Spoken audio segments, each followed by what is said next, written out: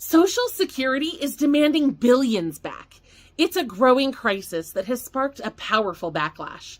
In this video, we'll talk about how you can help fight back. And we've also got the latest news on how the government's new Stopgap funding affects SNAP benefits, new programs that can help you, and one state that's offering up to $3,000 to families with school-age children. Stay tuned because this is our weekly resource recap.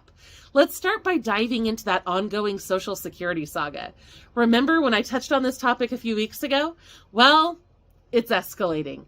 An increasing number of Americans are getting those gut-wrenching letters, and it's causing turmoil nationwide.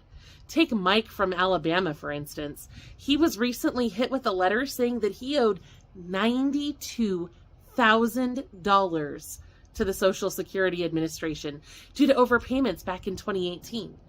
Bill from Arizona shared a story about how he was hit with a letter saying he owed more than $110,000. Bill's Social Security payments have been completely stopped while they try to take that money back.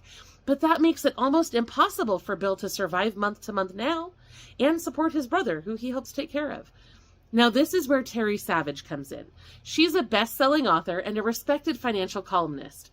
She's not just observing from the sidelines. She's spearheading a movement against the Social Security Administration's efforts to reclaim these funds.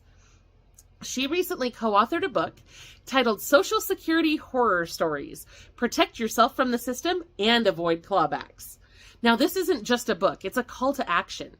She was recently featured on 60 Minutes where she talked about this crisis, and she's urging those affected to voice their own experiences. It's socialsecurityhorrorstories.com.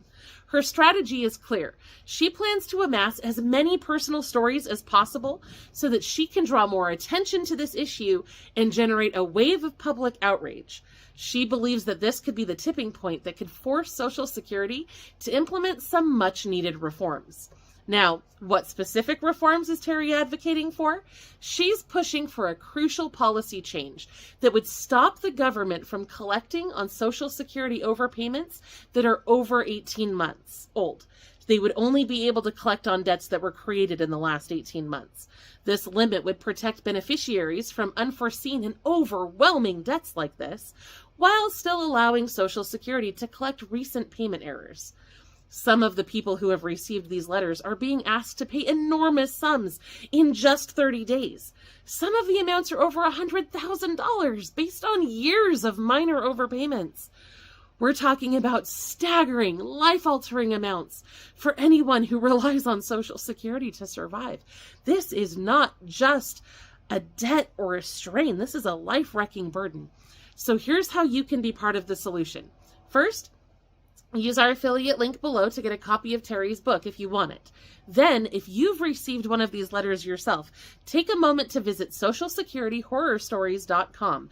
Your story needs to be heard, and it could help others. Finally, and this is crucial, reach out to your congressional representatives.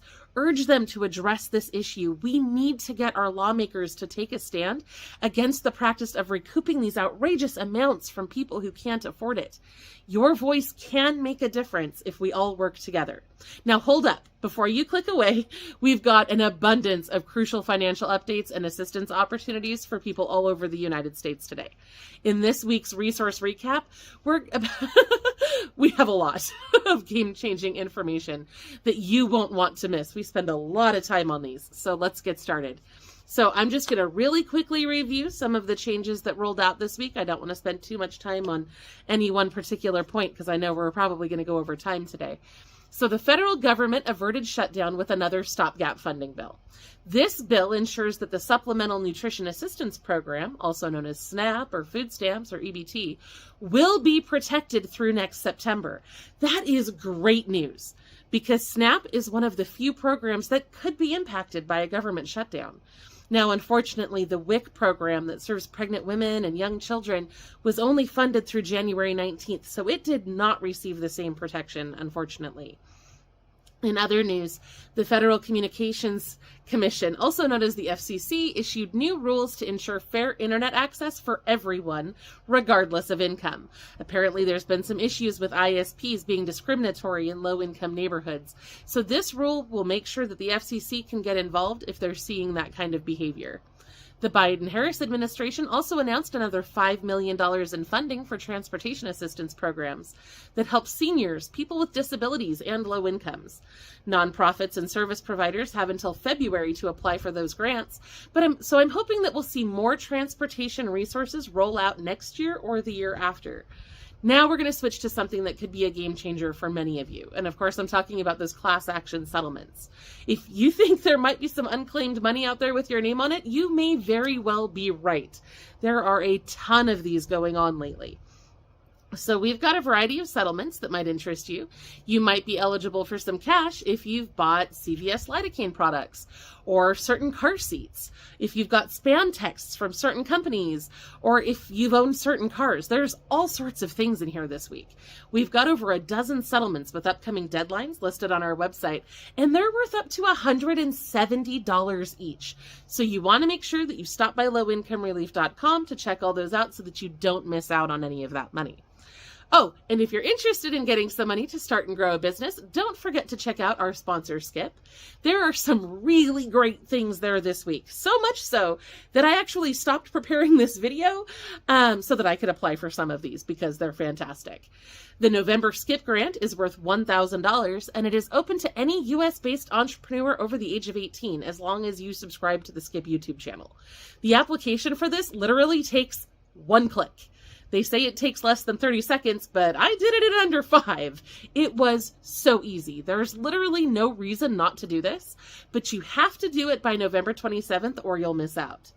Now, another one that I applied for is the $10,000 Skip grant for entrepreneurs. This one is also open to all U.S.-based entrepreneurs and small business owners who are at least 18 years old. The application takes a few minutes because you have to answer a few questions about your business. The application for this one is due December 15th. Now, there are a ton of other grant opportunities as well. The Lenovo Evolve Small Grant Program is worth $15,000. Stacy's Rise Project is worth $25,000. Atomic Grants are worth $1,500. Galaxy Grants are worth $2,500. We have the details on all of these other programs on our website, or you can just claim your free Skip account using my affiliate link below to get started with all of those. Now, if you live in certain states, there may be even more ways that you can get grant money this week from different programs. I am ridiculously excited about the one in Idaho right now because this is just amazing to me. Applications just opened this week for Idaho's Empowering Parents Grant. This grant is available to all school-aged children in the state of Idaho, regardless of whether they attend public school, private school, or are homeschooled. It doesn't matter. Parents can apply online to receive $1,000 per school-aged child, up to $3,000 for your family.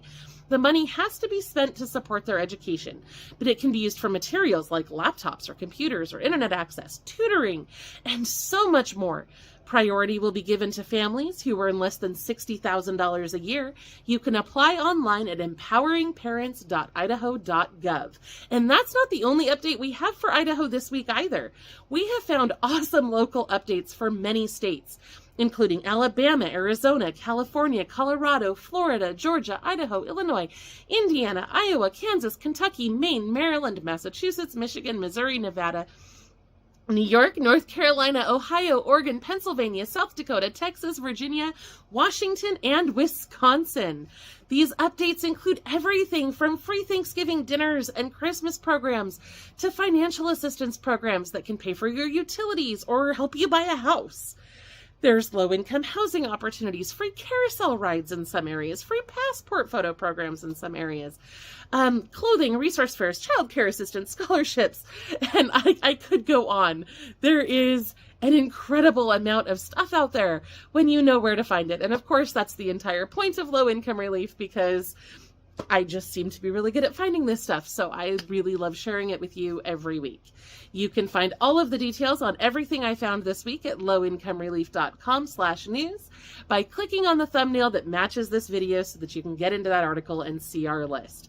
And don't forget to check out our recent video about how you can get free Christmas gifts, food, and even free Christmas trees from organizations in your area. The deadlines are coming up fast for those programs, and I don't want you to miss out. I'll see you